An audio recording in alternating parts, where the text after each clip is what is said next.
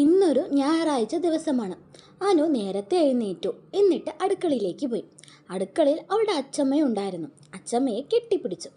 എന്നിട്ട് പറഞ്ഞു, അച്ചമ്മ അറിയോ, നാളെ എൻ്റെ സ്കൂളിലെ ഞാൻ പ്രസംഗിക്കാൻ പോവാ. ഏ, പ്രസംഗിക്കാനോ? എന്താ എൻ്റെ കുട്ടി പ്രസംഗിക്കാൻ പോകുന്നേ?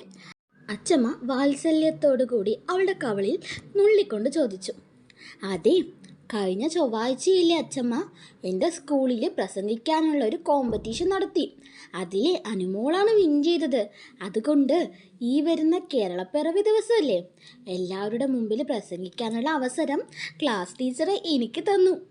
അവൾ സന്തോഷത്തോടു കൂടി അച്ചമ്മയോട് പറഞ്ഞു. ഇത് അടുക്കളയുടെ പുറത്തുനിന്ന് ശാലിനിയും കേട്ടിട്ടുണ്ടായിരുന്നു. അവൾക്കും ഒരുപാട് സന്തോഷമായി. അവൾ കാതോർത്തു, അനുമോള് ഇനി എന്തൊക്കെയാ പറയാ എന്നറിയാൻ. അച്ചമ്മ വരണേ, പിന്നെ അച്ഛനെയും കൂട്ടിയിട്ട് വരണേ, അവൾ സന്തോഷത്തോടു കൂടി പറഞ്ഞു.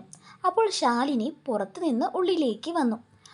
ശാലിനിയെ കണ്ടതും അനു എന്നത്തെയും പോലെ മുഖം വീർപ്പിച്ച് കടന്നുപോയി.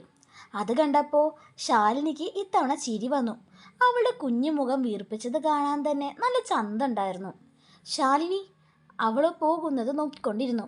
അപ്പോൾ അച്ചമ്മ അവളോട് പറഞ്ഞു, മോളെ കേട്ടോ അനുമോള് പറഞ്ഞത്? നാളെ അവളുടെ സ്കൂളിലെ പ്രസംഗിക്കാൻ പോകാത്രേ. എനിക്ക് ഈ കാലും വെച്ചിട്ട് എങ്ങനെയാ പോവാൻ കഴിയുക?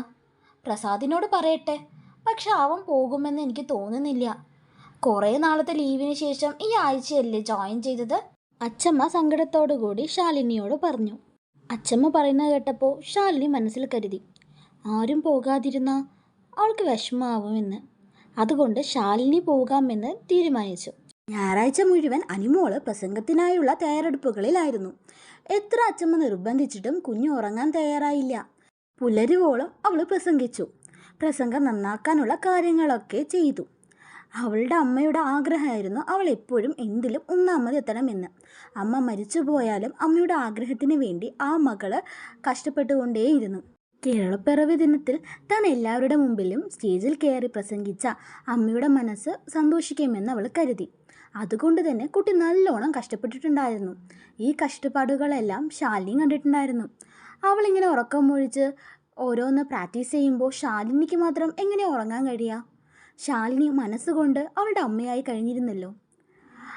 അവളും രാത്രി ഉറക്കമൊഴിച്ച് സോഫയിൽ ഇരുന്നു. അനുമോള് പ്രസംഗിച്ച് പ്രാക്ടീസ് ചെയ്ത ശേഷം ഒന്ന് ബാത്റൂം പോവാനായി പുറത്തേക്ക് ഇറങ്ങി.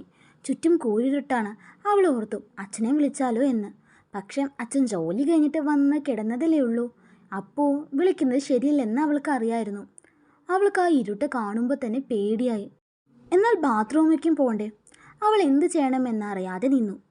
അമ്മയുണ്ടായിരുന്നെങ്കിൽ ഇങ്ങനെയുള്ള സമയങ്ങളിൽ തൻ്റെ ഒപ്പം ഉറക്കമൊഴിച്ച് ഹാളിൽ ഇരിക്കും എന്ന കാര്യം അവൾ ഓർത്തു. അവളുടെ മിഴികൾ ഈറനണിഞ്ഞു. ആ നിമിഷം പതിയെ റൂമിൽ നിന്ന് ഹാളിലേക്ക് എത്തി. അപ്പോൾ ശരിക്കും ഒരു നിമിഷം അവളുടെ കണ്ണ് വിടർന്നു. തൻ്റെ അമ്മയാണോ സോഫയിൽ ഇരിക്കുന്നത് എന്നവൾക്ക് തോന്നി. അവൾ വിടർന്ന കണ്ണുകളോടെ നോക്കി. പിന്നെയാണ് അവൾക്ക് മനസ്സിലായത് അത് ശാലിനിയായിരുന്നു എന്ന്. അത് തിരിച്ചറിഞ്ഞപ്പോൾ അവളുടെ കണ്ണ് ചുരുങ്ങി. ശാലിനി അവളെ നോക്കി ചിരിച്ചു. അപ്പോൾ അനു അധികം മെയിൻറ്റ് ചെയ്യാതെ ബാത്റൂമിലേക്ക് പോയി.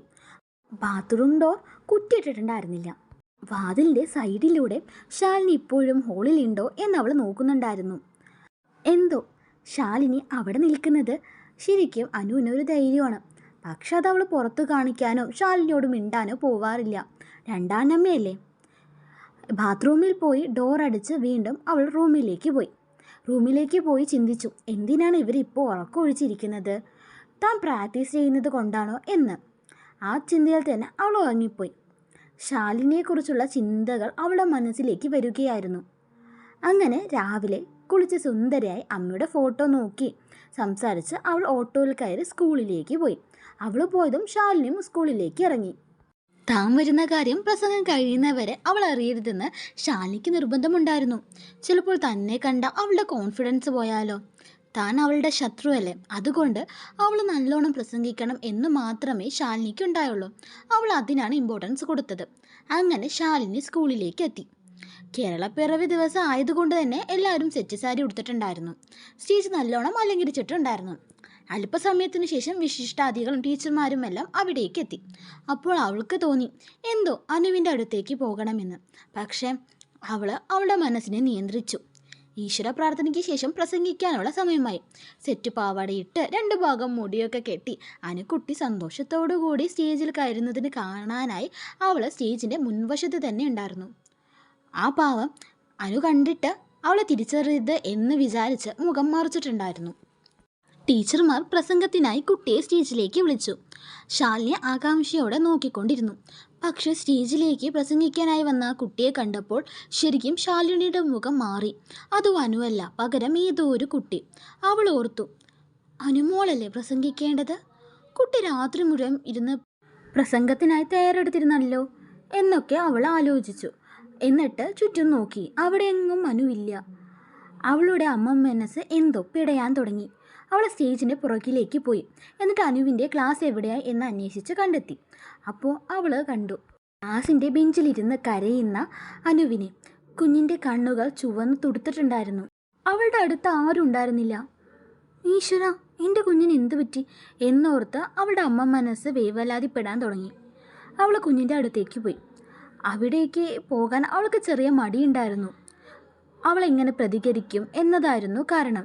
പക്ഷെ എന്തൊക്കെ വന്നാലും ശരി, അനുവിൻ്റെ അടുത്ത് പോകാൻ തന്നെ ശാലിനി തീരുമാനിച്ചു. പോകാതിരിക്കാൻ അവൾക്കായില്ല. അവൾ പതിയെ ചെന്ന് ബെഞ്ചിലിരുന്നു. എന്നിട്ട് അനുവിൻ്റെ തലയിൽ തൊട്ടു. അനു മുഖം ഉയർത്തി നോക്കി. മുൻപിലിരിക്കുന്നത് ശാലിനിയാണെന്ന് കണ്ടതും ശാലിനി ഞെട്ടിച്ചുകൊണ്ട് അവളുടെ മാറിലേക്ക് വീണു. എന്നിട്ട് പൊട്ടിക്കരയാൻ തുടങ്ങി. ബാക്കി എന്താ സംഭവിച്ചത് നമുക്ക് അടുത്ത പാട്ടിൽ കാണാം കേട്ടോ. ഇഷ്ടമായ ഒന്ന് സബ്സ്ക്രൈബ് ചെയ്യണേ. Thanks for watching.